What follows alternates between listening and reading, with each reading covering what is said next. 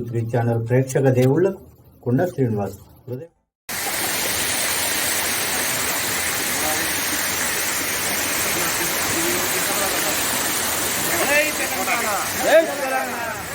అందరికీ నమస్కారం.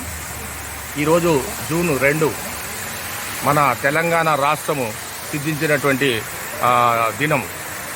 1969 నుండి మనము ఏదైతే ప్రథమ స్టేజ్లో ఉద్యమాన్ని తొలి ఉద్యమం అంటారు, దాన్ని తొలి ఉద్యమం నుండి నిన్న 2014 వరకు మలి ఉద్యమం వరకు మన ఈ తెలంగాణ రాష్ట్ర సాధన కోసం ఎందరో అమరులై వాళ్ళు చరిత్రలోకి ఎక్కారు.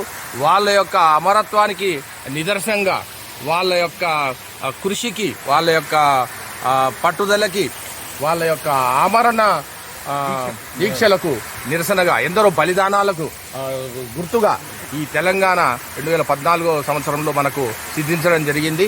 ఈ సిద్ధించినటువంటి తెలంగాణ రాష్ట్రాన్ని మనం ఏదైతే దేనికైతే తెచ్చుకున్నామో, నిధులు, నియామకాలు, నీళ్లు, ఈ 3 ఇంకా మనకి సఫిషియెంట్గా మనకు రాష్ట్రానికి ఇంకా సిద్ధించలేదు. 10 సంవత్సరాలు అయి మన రాష్ట్రం ఏర్పడినప్పటి నుంచి ఇప్పటివరకు కొద్ది విభాగాల్లో మాత్రమే మనము పురోగతిని సాధించడం జరిగింది.